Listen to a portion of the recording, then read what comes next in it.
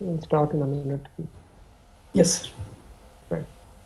Good evening, everybody. Welcome to this evening episode of Pursue. Today we have Neuropathology Pursue 7H, and we are streaming live from AIMS Jodhpur via Kolkata. And we have with us Dr. Vikram Viswajit, who is an MD, PGI Chandigarh, DM Histopathology from PGI Chandigarh. Presently, he is an assistant professor in the Department of Pathology and Lab Medicine, AIMS Jodhpur. He's got multiple publications in national and international journals. And today the topic is CNS infection and miscellaneous disorder. Before I ask Dr. Vikram to start, let me ask all of you to keep your mic muted, your camera off, and please don't share your screen. With this, let me request Dr. Vikram sir, please take over and start share your screen. Sir. Thank you. Thank you, sir.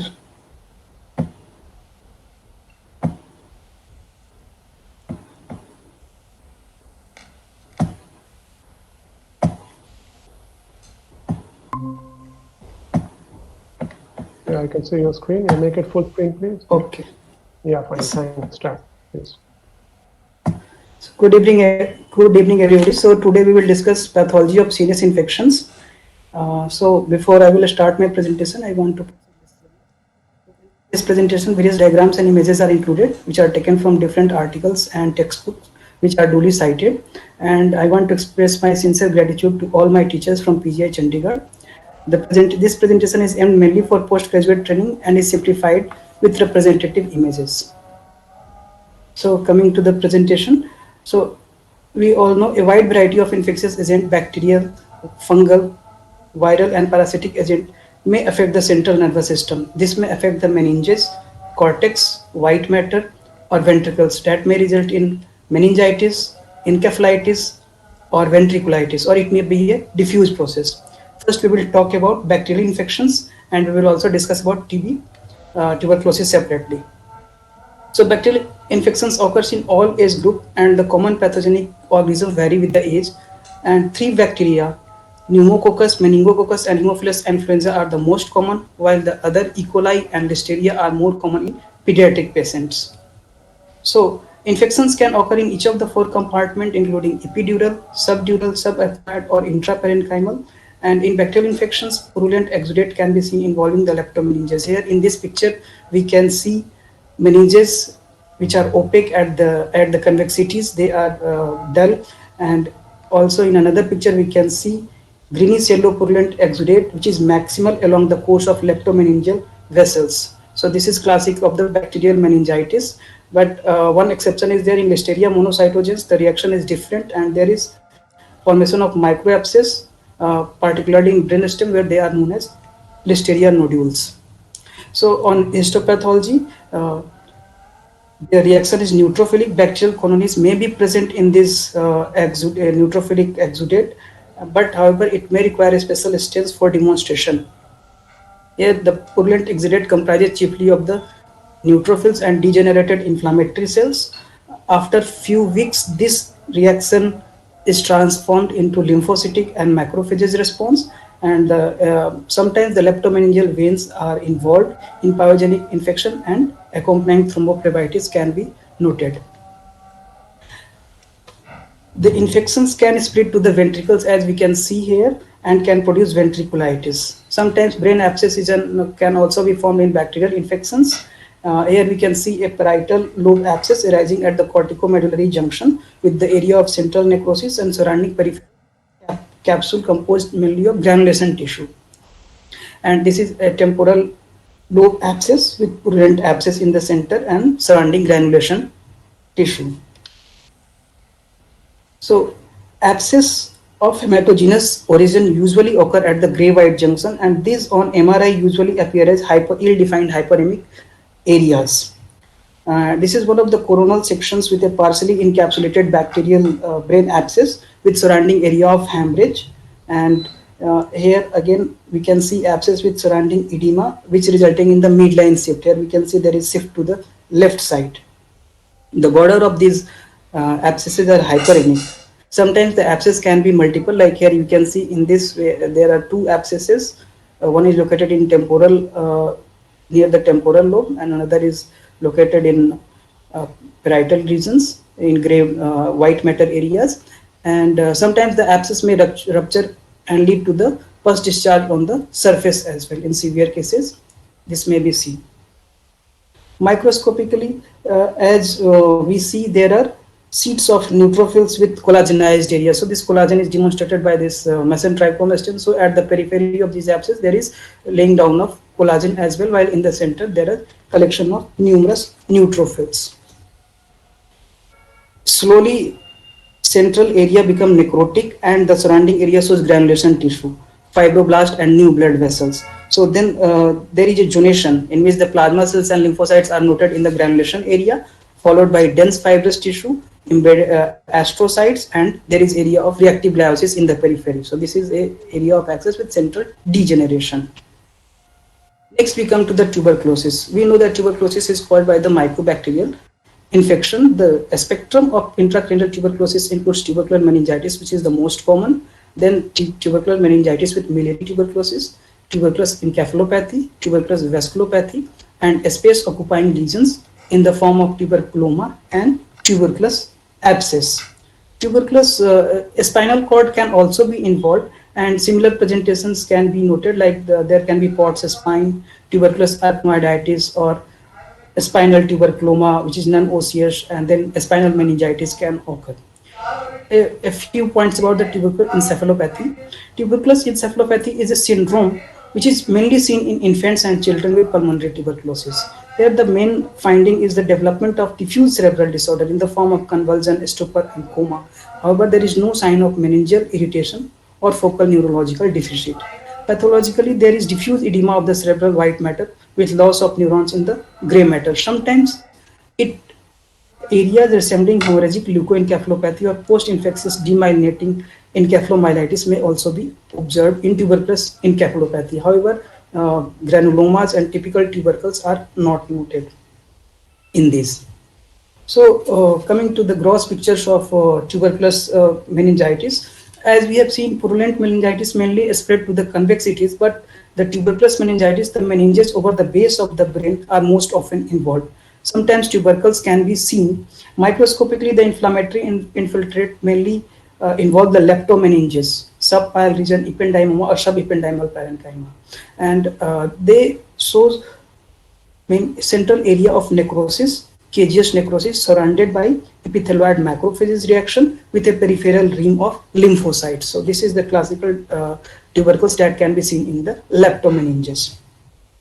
Sometimes in tuberculous meningitis, the exudate can be so thick that it can result in blockage of the CSF flow, and this result in secondary ventricular dilatation. Leptomeningeal arteries are frequently involved in tubercular meningitis, and their involvement can result in underlying stroke. And here we can see one artery where there is obliteration of the lumen, or narrowing of the lumen, and there is almost complete obliteration of the lumen of the vessel, and due to which there is result in a stroke. So in fact, tubercular meningitis is one of the common cause of a stroke in our country. So this is Loeys-Dietz, where you can see the area of infarct caused by the obliterans, in arthritis obliterans. Another type of tuberculous lesion are that is tuberculoma. Tuberculoma are well-defined mass lesion. They have particular predilection for the cerebellum, pontine tegmentum, and the paracentral lobule. They may be single or multiple. Like here in this case, you can see there are two tubercular focus closed. They might be continuous in subsequent parts, but here you can see this. They are two distinct lesions. The center in these cases shows caseous necrosis that is surrounded by the granulomatous reaction and include giant cells, lymphocytes, fibrosis to a variable extent, fibrosis at the periphery of the lesion. Tuberculoma can sometimes rupture into the meninges. Another important lesion mimicking tuberculoma is the abscess. Abscess is usually solitary and larger, and they show rapid progression compared to the tuberculoma. Sometimes there is diagnostic difficulty on radiological imaging to differentiate whether the lesion is tuberculoma or tuberculous abscess. However, usually abscess are solitary and larger, and their clinical course is more rapid. thereafter, I want to discuss a few points about the Whipple's disease. So, Whipple's disease, you might have read, it usually involves the intestine, and the disease is caused by the bacteria Tropheriuma whippleyi. Involvement of the CNS is not common.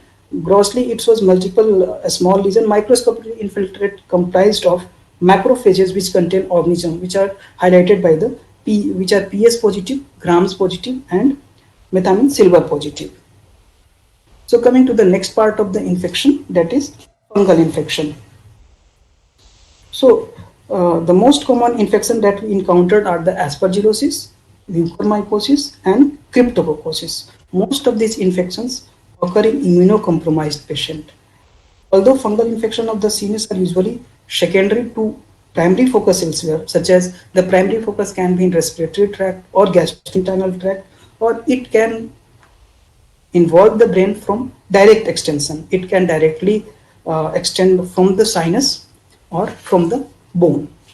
The morphological difference between fungi determine the type of lesion, and site of lesion. If the infection is caused by the smallest fungi, it can result in meningitis. If the large size fungi are implicated, they can cause extensive infarct due to occlusion of the vessels, while a small infarct in case of infection by organism of intermediate size can be noted. So grossly, this is a case of aspergillosis of brain, and grossly we can find single or multiple lesion. You can see single or there are multiple lesion, and this was hemorrhagic necrosis. Infarct can also be seen in these cases. So this is coronal slice, and you can see multiple hemorrhagic abscesses. The aspergillus involvement in the brain can be due to Aspergillus flavus or fumigatus or Aspergillus niger. So these are the different species of the Aspergillus. The involvement of the brain parenchyma are usually secondary to foci in lungs or gastrointestinal tract. Microscopically, we can see it can give rise to abscesses or granuloma. Sometimes the vascular involvement can be noted, which can result in extensive hemorrhage in the surrounding area. So demonstration of fungal hyphae is required for the diagnosis, and here you can see this is a Gorokot testin, and you can see slender septate hyphae with acute angle branching. So another reaction pattern can be noted, like the necrotizing inflammation. Here you can see the areas of necrosis surrounded by these epithelial looking histiocytes and lymphocytes like lymphocyte cells. So usually the fungal infections, aspergillosis, can incite giant cells. So here we can see Langerhans type of multinucleated giant cells, and in some of the giant cells, if carefully searched, you can see the negative shadow in the within the giant cell, and these are the fungus which are further conformed on special stains like PES or Gorokot stain. So it is essential to order PES and Gorokot stain whenever you are seeing multinucleated giant cells or such type of reactions in brain parenchyma.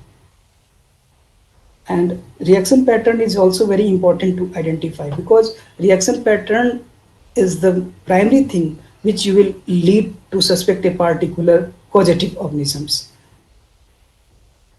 So coming to the next fungal infection, that is mucormycosis. Mucormycosis is relatively less common fungus. Mostly it involves by direct infection from the sinuses, or because of close proximity of the frontal lobe, it can involve the frontal lobe. In that case, it will be called a rhinocerebral mucormycosis. Mucormycosis is more common in immunocompromised patient, and multiple lesions can be seen. Like in this case, we have you can see multiple lesions, or multiple hemorrhagic type of lesion are present. So usually fungus like Aspergillus and mucormycosis, they give hemorrhagic type of lesion in brain. So the reaction to mucormycosis is neutrophilic with area of necrosis. So you can see numerous neutrophils here, and this slender, this fungal hyphae, long fungal hyphae, and So sometimes the reaction pattern can be like bland necrosis. There is complete paucity of the inflammation, and there is bland infarct area. So in that case, you should suspect mucor, because that is the classical reaction pattern noted in mucor. This fungus usually appear as a broad aseptate hyphae with right angle branching, and it can be highlighted on PS stain like this, and Grocott stain can also be done to highlight these organisms. Coming to another fungus which can infect the brain is Cryptococcus neoformans. It is a dimorphic fungus, and it can have yeast or hyphal form as well as a spore form. Usually it occurs in patients who have HIV infections or have developed AIDS. So in this case, we can see the patient has a cryptococcal meningitis with glistening gelatinous meningeal exudate, and this is a coronal slice, and we can see widening of the perivascular spaces, and these perivascular spaces on microscopy usually reveals presence of numerous gelatinous encapsulated organism, and because of that it gives a slimy kind of feel on touch.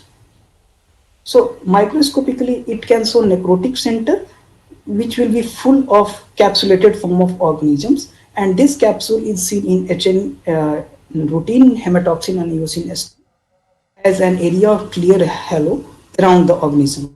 Budding forms can also be noted. So, and in this picture, you can see expanded perivascular spaces almost forming a cyst-like areas, and this is filled by cryptococcus. You can see this type of cryptococcus, and surrounding brain parenchyma, there is lack of inflammation. There is no significant inflammation in the area. So if you are expecting seeing this type of reaction and you suspect cryptococci, you can order PS Alcian blue staining for the confirmation, or Musi carmine stain. So these two stains are very important when you are suspecting cryptococcus. So coming to the next part of the infections, that is viral infections. So viral infections includes herpes simplex virus, JC virus that causes progressive multifocal leukoencephalopathy, then SS subacute panencephalitis, which is caused by measles virus, then a rabies virus. Uh, so this type of then you have JC virus that causes progressive multifocal leukoencephalopathy. So the standard histopathology in case of viral encephalitis consists of perivascular lymphocytic accumulation, diffuse parenchymal lymphocytic infiltration, or there can be neuronophagia. Neuronophagia is a very good histological evidence. Whenever you look features of neuronophagia, you should always suspect virus and always ask the clinician to confirm either by PCR or other serological technique. So if you are lucky enough, if certain viral inclusion can be seen, so viral inclusion that can be noted are intranuclear, which are seen in herpes simplex virus, herpes zoster virus, measles virus causing subacute sclerosing panencephalitis. Then you can have cytomegalovirus or JC virus have intranuclear inclusion that give rise to progressive multifocal leukoencephalopathy. Then Nipah virus. Some of these viruses also have intracytoplasmic inclusions like herpes simplex, CMV, SSPE, and Nipah virus. Rabies characteristically shows intracytoplasmic inclusion in the form of Negri bodies. So it is important to remember normal brain does not contain any parenchymal T cells. So their identification by immunohistochemistry is very critical for diagnosis of encephalitis. Usually the T lymphocytes, if in the as a part of infiltrate, are usually CD8 positive. Only few CD4 or B cells can be noted in the infiltrate. So it is very important to identify the reaction pattern whenever you are looking at a suspecting a infectious pathology. So in viral infections, gross examination may not reveal any significant pathology. Finding may be very subtle, or mild hyperemia can be seen. On microscopy, there can be vascular congestion or scanty infiltrate of lymphocytes in the leptomeninges and perivascular spaces. So you can see this is a section of the cerebellum, and you can see this leptomeningeal vessel which is congested, and then there are inflammatory cells in its surrounding tissues. So you can see this characteristic pattern of viral infection. So what this is the characteristic, what I have told earlier: neuronophagia, then perivascular infiltrate, then microglial nodule. So these are the very important. So here you can see neuronophagia, where a dead neuron is surrounded by the reactive microglial cell and occasional reactive astrocytes. And it is important clue when you are suspecting viral infections, and when you find this, you should always start workup for viral etiology. Perivascular lymphocytes, although it is not a very specific finding, but can be seen in variety of neoplastic or non-neoplastic conditions. But if you are finding this perivascular inflammation along with neuronophagia, then it will support your diagnosis. Another reaction is proliferation of red-shaped activated microglial cells. Like here you can see this, these are the microglial cells which are proliferating, and they can form microglial nodules. So other non-specific viral reaction can include microglial astrocytic activation, microglial cell activation, variable degree of plasma cell and eosinophilic infiltrate. So this can be noted. And if you are looking for, you should always look for inclusion. So inclusion can be noted in endothelial cell, it can be seen in neurons, it can be seen in oligodendrocyte, or it can be seen in astrocytes. So depending on which virus you are suspecting, you can look for the inclusion. So if you are looking for cytomegalovirus, there is intranuclear inclusions, or sometimes cytoplasmic inclusions can also be noted. In PML, progressive multifocal leukoencephalopathy, there can be intranuclear inclusion in oligodendrocytes. So these are very important clues for the diagnosis. So just a few points about how the viruses gain access into the central nervous system. So 5 distinct mechanisms have been described, as you can see here. The first is infection of the peripheral nerve. So what happens? Virus is spread from the mucosal epithelium. So this is the mucosal epithelium, and the virus enter to sensory or autonomic neurons. In infection, there is infection of axonal terminal, and through retrograde axonal transport, they spread to the spinal cord. Similarly, if a skeletal muscle is involved by the virus access into the neuromuscular junction, and from there it reaches the motor neuron, and finally it get access to the spinal cord and brain. So this type of virus spread is particularly noted in herpes virus, herpes simplex virus, polio virus, rabies virus, and varicella zoster virus. So these are the common viruses that show a spread along the peripheral nerve. Now the second pattern of viral spread is along blood-brain barrier. So what happens? This is a blood vessel schematic diagram, and you can see this is a lymphocyte which is infected by the virus. So the virus undergo rolling, and finally they attach to the endothelial cells and traverse the endothelial cell layers and glia limitans. Viruses spread to neurons is occur when they come in contact with neurons, or they can directly, the virus can directly infect the endothelial cell itself, which later lead to the spread into the brain parenchyma. So this is the second way. Now coming to the third way is infections of olfactory neurons. So this infections along the blood-brain barrier is noted in case of measles virus, West Nile virus, and varicella zoster virus. Now third pattern is your infection of olfactory neurons, so which is seen in canine distemper virus, herpes simplex virus, and influenza virus. So in this case, what happens? Virus present in the mucosa of the upper respiratory tract can directly infect olfactory sensory neurons. So they infect directly the olfactory sensory neurons present in the olfactory epithelium. Then there is axonal transport that lead to spread of virus within the axonal bundles passing through the cribriform plate into the olfactory bulb, and transsynaptic spread to the mitral cells result in viral spread to olfactory tract and to the other brain region. So this type is noted in canine distemper, herpes simplex, and influenza virus. Now the fourth way of spread to the brain parenchyma is meningeal blood CSF barrier. So in this case, what happens? Viral infected lymphocytes in meningeal blood vessels. So this is a meningeal blood vessels which is located between the arachnoid meter and the pia meter, right? So this is a leptomeningeal blood vessel. So you can see the viruses are in the circulation, and they infect the lymphocyte. Lymphocytes undergo rolling margination, and from there they gain access to the cerebrospinal fluid, or they can directly infect the endothelial cells, and which lead to the further extension into the cerebral central nervous system. Now, this type of spread is noted in canine distemper virus and human cytomegalovirus. Now, the fifth mode of spread of viral infection is blood CSF barrier. So, blood CSF barriers, what happens in this?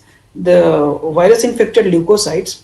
So, virus infected leukocytes are present in the vessels which is present within the core of in the choroid plexus. The choroid plexus has somewhat papillary type of arrangement. So in their core, the blood vessels are present, and in the blood vessels, these viral infected cells traverse the endothelium, and finally they infect the choroid plexus epithelium.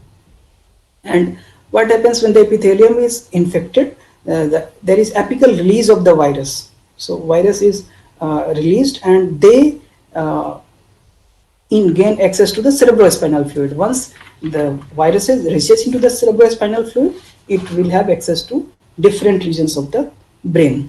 So that is how viruses spread in the central nervous system. This spread along the blood CSF barrier is noted in enterovirus and mumps virus. So coming to the specific viruses, so in this is a case of rabies virus. So rabies, we all know it is a neurotropic rhabdovirus. It is which is spread most commonly by dog bite or other carnivorous bites. It is typically seen as large eosinophilic cytoplasmic inclusions. These inclusions are most commonly noted in the Purkinje cells of cerebellum or pyramidal cells of hippocampus. So whenever you are suspecting a case of rabies, you should take sections from these two areas. So based on the infectious pathology, you should infectious agent you are suspecting, you should do sampling. Like if you are missing these two sites, you will miss the diagnosis. So Purkinje cell of the cerebellum and pyramidal cells of the hippocampus. So these two sections are very important. On electron microscopy, these Negri bodies are composed of viral particles, and these viral particles are bullet shaped. We have all read during our undergraduate training. Now, on light microscopy, they can be highlighted by the immunohistochemistry. Immunohistochemistry against rabies virus is available, and it can be done. And associated lesions similar to as described, like you can have perivascular inflammation, you can have microglial nodule. So this type of reaction will be seen in the adjacent parenchyma. Now coming to the next virus, that is measles virus. So measles virus is a paramyxovirus, and it causes two rare forms of disease. One is the subacute sclerosing panencephalitis, and another one is immunosuppressive measles encephalitis, or you can say measles inclusion body encephalitis. So one subacute sclerosing panencephalitis occurs usually many years after an episode of measles, while the second entity, that is measles inclusion body encephalitis, usually develops within months of initial systemic infections. So SSP occurs usually in children, and lesions involve both the gray matter as well as the white matter. In the gray matter, cortex is affected, and basal ganglia can also be affected, and there is massive demyelination. This is a Loeys stain, which is an iron hematoxin stain for demonstrating myelin. So here you can see there is massive demyelination of the white matter, and also there is extensive cortical atrophy as highlighted by the widening of the cell size. Right. So microscopic examination in these cases shows features of subacute encephalitis. There is neuronal loss, occasional neuronophagia can be noted. There can be astrocytic or microglial hyperplasia, and characteristic inclusion bodies may be found in neuronal as well as glial nuclei, as can be seen here. The white matter lesions include marked astrocytic proliferation and myelin loss. So this is electron microscopic picture of the measles virus, and you can see characteristic intranuclear tubule formation, characteristics of measles myxovirus. The second pattern which I have told you earlier is the measles inclusion body encephalitis, which develops within months of initial systemic infection.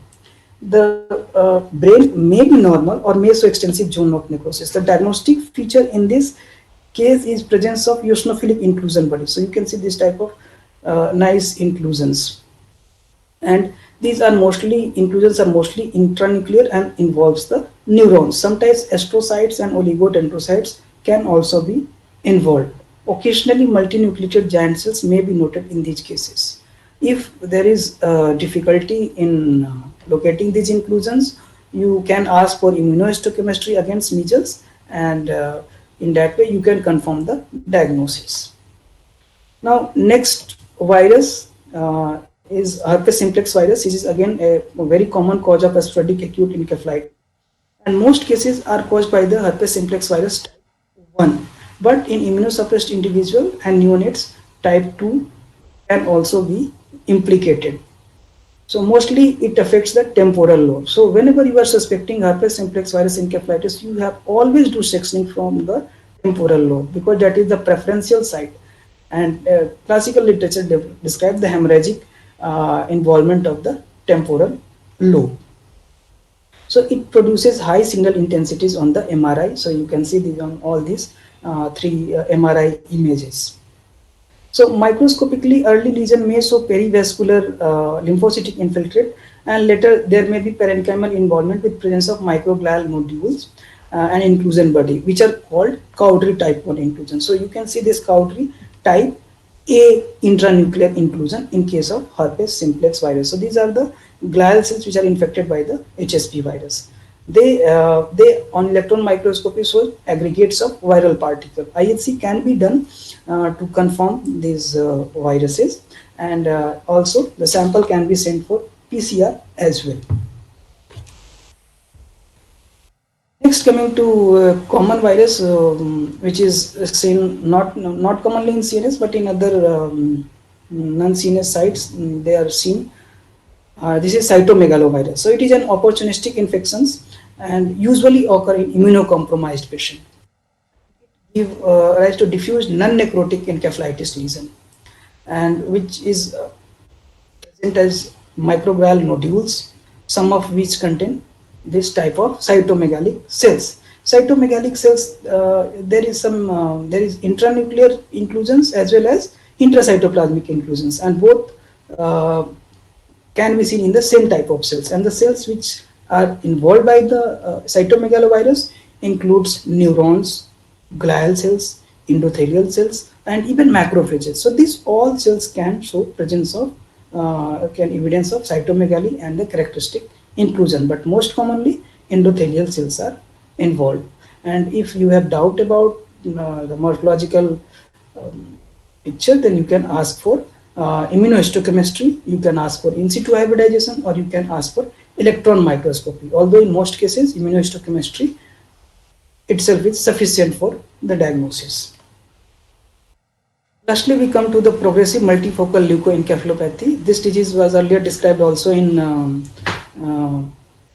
demyelinating disorder. So it is a demyelinating disorder which is caused by the JC virus. The word JC is named after the patient in which the lesion was first described. So this is caused by JC virus. It is an opportunistic infection occurring most often in patients with immunodeficiency, particularly AIDS patient.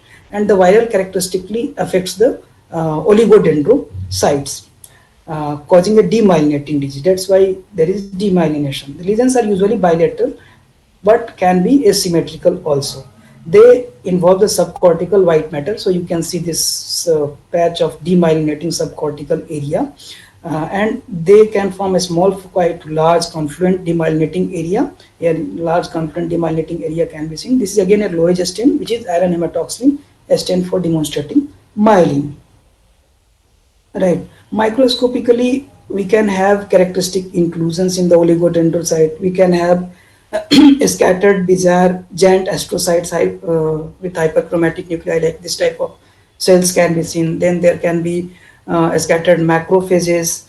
So these are the different pictures that can be seen on microscopy, and IHC is very important for confirmation. You can ask for IHC, and IHC is very helpful for confirming the presence of JC virus. JC virus is a type of port virus family, right? Now coming to the last part, that is parasitic infections. So parasites, there is a list of parasites that can involve. So it includes amoebiasis. It can be in cerebral abscess, and in case of Amoeba histolytica, or it can be primary amoebic encephalitis, either in form of primary amoebic meningoencephalitis, a fulminant disease caused by Neisseria, or granulomatous amoebic encephalitis caused by Acanthamoeba and Balamuthia. Then the another is cerebral malaria, Plasmodium caused by Plasmodium falciparum. Then there is Toxoplasma, Trypanosomiasis. Trypanosomiasis is usually not seen in our country. Then there are cysticercosis. So three distinct patterns are seen in case of protozoal infections like meningoencephalitis. So it can be seen in case of amoebic encephalitis, right? Then there are encephalopathy. Encephalopathy is caused in cerebral malaria. Then there are space occupying enhancing lesion, which can mimic a tumor-like process, toxoplasmosis. So primary amoebic encephalitis, in this the acute serious infection by Neisseria fowleri cause a severe disease and has a fulminant presentation, and in most of these cases the patient die within 2 to 7 days after the onset of the disease. An important point to note that this disease is not restricted to immunodeficient status. It can also occur in immunocompetent patient. While this granulomatous amoebic encephalitis caused by Acanthamoeba, Balamuthia, leptomixed, or Sapinia, they have a subacute or chronic course, right? And they are seen in immunodeficient individual or patient with other comorbidities, such as in case of malnutrition or diabetes mellitus or patient on steroids. So in that condition, they can be noted. So this is a case of amoebic meningoencephalitis. So on gross examination, you can see multifocal hemorrhagic abscess. Multifocal, they are involving both lobes and different size, and on microscopy you have a parasite amoeba, the trophozoite form, which have a low NC ratio, well-defined cytoplasmic border, somewhat bubbly cytoplasm, and they so prominent nuclei, and can resemble macrophages. Sometimes you can see presence of RBCs, and they are the engulfed RBCs you can see in the cytoplasm of this. So a special stains, you can ask for a special stains. PS stain is very helpful. They are PS positive. Now this is a case of granulomatous amoebic encephalitis, which shows area of hemorrhagic softening in the basal ganglia. So you can see this area of hemorrhagic softening in the basal ganglia. This is another case where cerebral folia has undergone extensive necrosis. The meninges and parenchyma shows foci of granulomatous inflammation, which tend to be angiocentric and maybe necrotizing. The cell reaction is actually combination of both acute as well as chronic, and lymphocytes, macrophages, plasma cells, foreign body type, and Langerhans type of multinucleated giant cells can be seen in this. Now coming to the cerebral malaria. So cerebral malaria is caused by infection with protozoan parasite, that is Plasmodium, transmitted by Anopheles mosquito. We all know that, right? 4 species have been described. Now, the malaria is an important and complex neurological infection, and it is not related to immunodeficiency. And the diagnosis is, most of the time, the diagnosis is clinical rather than a pathological diagnosis, and should always be considered in the differential diagnosis of any patient who has a febrile illness with impaired consciousness, particularly coming from endemic area, or who are traveling to those who are traveling history of travel to those area. So the main specific finding on histopathological examination is sequestration of parasitized blood cells within the cerebral vessels, right? Other neuropathological features includes petechial hemorrhages, ring hemorrhages, and dark granuloma, right?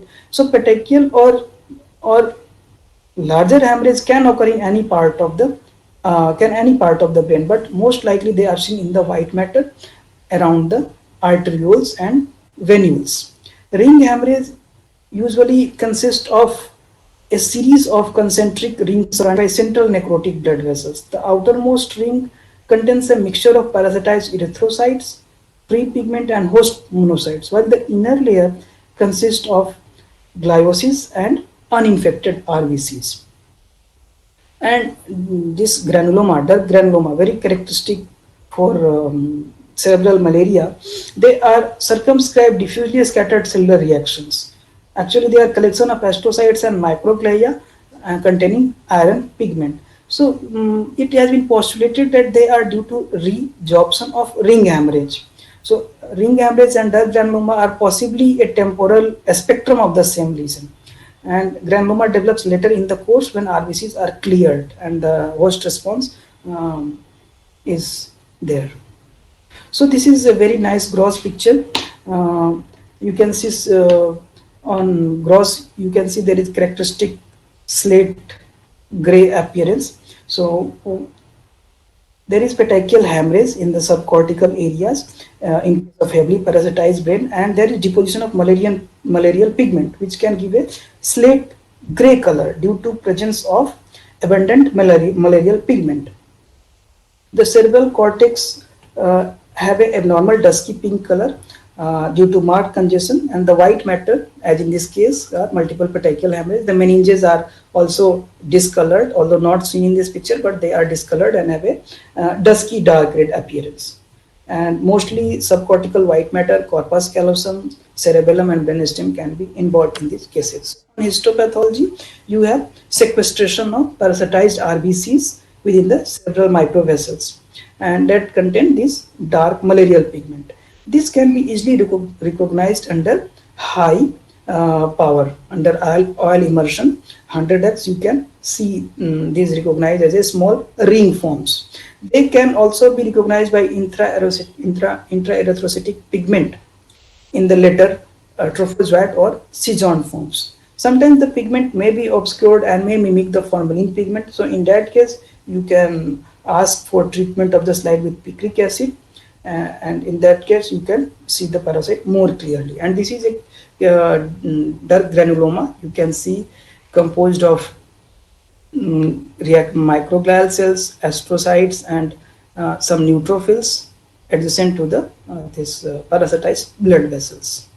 So again, this is a picture of ring hemorrhage, which we have described earlier, and in the center of this have a necrotic arteriole or venule. Right. So coming to the next parasitic infections.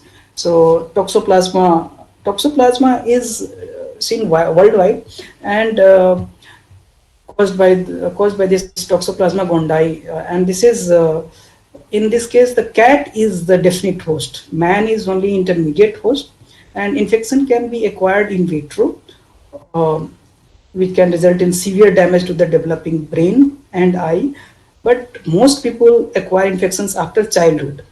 But significant CNS pathology usually happens if the latent infections reactivates when the immune system is compromised. In fact, most of the cases of Toxoplasma are described as immune opportunistic infection associated with HIV-related immunodeficiency. In these cases, presentation as mass lesion is very common. So they present grossly as multifocal, single or multiple necrotizing space occupying lesion, and basal ganglia and gray white matter junction are often involved. In older lesions, there can be cystic changes because of the resorption of necrotic material. Another important point in this case, because of its presentation as a mass lesion, it is very important to differentiate from other AIDS-related mass lesions, and which can occur in CNS, such as lymphoma. AIDS-related lymphoma can occur. Progressive multifocal leukoencephalopathy can sometimes present like that. Then tuberculoma, due to tuberculosis, and other CNS tumor should be considered whenever a space occupying lesion in HIV infected individual is considered. So this is a gross picture of toxoplasma. So you can see multiple necrotizing abscesses, some of which are hemorrhagic, involving the basal ganglia and the cortical subcortical junction. And in another picture, you can see organized abscess and central region of showing the liquefaction, and then there is organized evidence of organized area in the genu of corpus callosum. So on microscopic examination, the characteristic you can say dirty coagulative necrosis is noted, and other areas can show presence of this microglial nodules. So here you can see the dirty necrosis in which the central vessels has undergone arteritis obliterans and thrombosis. Right. So in these cases, intracellular and extracellular toxoplasma tachyzoids and pseudocysts, which are composed of large number of bradyzoids, they can be easily found with hematoxin and eosinastin only. And if you have difficulty in identifying, you can ask for immunohistochemistry as well. They are mostly seen in area of inflamed area and in area of necrosis. Their frequency sometimes varies, and sometimes in some area they may be dominant. So you have to search every area carefully. Tachyzoids are usually oval or crescent shaped and measures 2 to 4 micron in size. Sometimes they can lie within the cytoplasm, or sometimes they can lie freely. And this is the immunohistochemistry. So this is a pseudocyst composed of bradyzoids, and these are the tachyzoids forms. So this case, this is just I put a picture to so A mastigote forms of tryposomes, which are present within glial cells in a case of multifocal necrotizing encephalitis. So we all know that tryposomes is a hemoflagellate, and they are transmitted by the blood feeding insects, and 3 species have been described that are known to affect human beings. So coming to the next parasitic infections. So this is a case of cysticercus. So you know, cysticercus is caused by the larval stage of Taenia solium tapeworm infections, and the presentation can mimic either brain tumor, right, or it can give a clinical presentation with epilepsy. Most cases are provisionally diagnosed mainly on clinical data or clinical features, serological evidence, without the positive identification of the parasite. The cysticercus itself is a small 1 centimeter in diameter when fully grown. Like the host reaction it elicits varies. So in acute phase, it can vary from microglial reaction to abscess formation. Even if when this parasite dies, it degenerates and may leave only some hooklets within a chronic inflammatory focus. So you can see the nice cuticle layer of the parasite, and even a fragment of the parasite is sampled. In these cases, you are able to identify this parasite.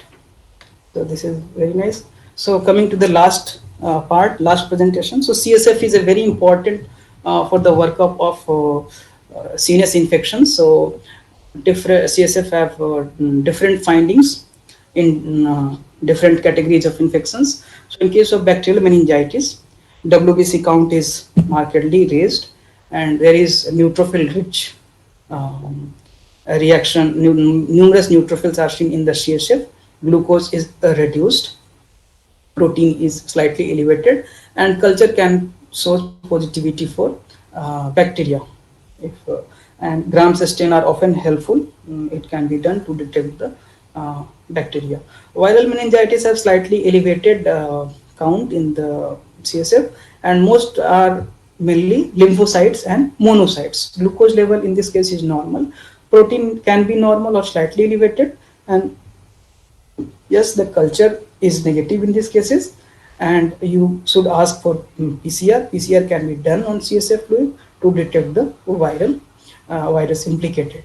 Then chronic meningitis, that can be caused by tuberculosis or fungal infection. It has marginally raised WBC, can have marginally raised WBC in CSF. The cell reaction is similar to viral meningitis, and it can show lymphocytic or monocytic response. Glucose is low in these cases, protein is elevated. So these 2 points differentiate it from the viral meningitis. Now you can ask for culture for tuberculosis, fungi. You can do a special stance to identify like Indian ink preparation or AFB stain for tuberculosis. So they can be done, and other ancillary tests like cryptococcal antigen, VDRL test for syphilis, they can TB PCR can be done for tuberculosis. So they are helpful in establishing the cause of meningitis. Then there is encephalitis. It also shows increased number of WBC, and they are mainly mononuclear response, mainly lymphocytes or monocytes. Glucose is normal in these cases, protein is slightly elevated, and depending on the organism implicated, you can ask for culture, and PCR and radiological imaging are important for the diagnosis. Now, brain abscess usually does not show significant WBC, presence of WBC in CSF, but cell types, whatever present, they are mononuclear, they are not neutrophils. Glucose and proteins are usually normal, and if the abscess has ruptured close to the CSF pathway, so you can have bacterial culture positive, and MRI and CT are very helpful for the diagnosis. So that's all about today class. Thank you. Oh, wonderful. Excellent presentation. What a wonderful capsule, Dr. Vikran. I think this Thank you, 1 sir. hour of talk is good enough for everybody. Postgraduates, fellow people who are going to appear for fellowship exam. Wonderful presentation. I have hardly heard Thank you. anybody speaking so well, so crisp, so to the Thank you, point, sir. and eliciting all the important points which are important for us to know. Every bit has been captured. Excellent job, Dr. Vikran. Wonderful job. Let me Thank ask you, if sir. anybody Thank you has so any much. questions. Wonderful. Anybody has any questions? Just let's wait for a minute. If anybody has any question on the YouTube, just let me wait and see.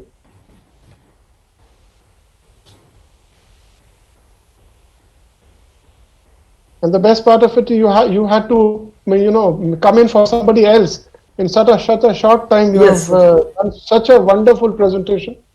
Thank you, sir. Unbelievable. Thank you, sir. Excellent. I think there are no questions. Everybody has understood everything. Thank you so much, Dr. Vikran. God bless you. Okay. Thank you so much. Good night. Thank you, sir. Good Bye-bye. night, sir. Thank you, sir. Thank you. Bye. Bye.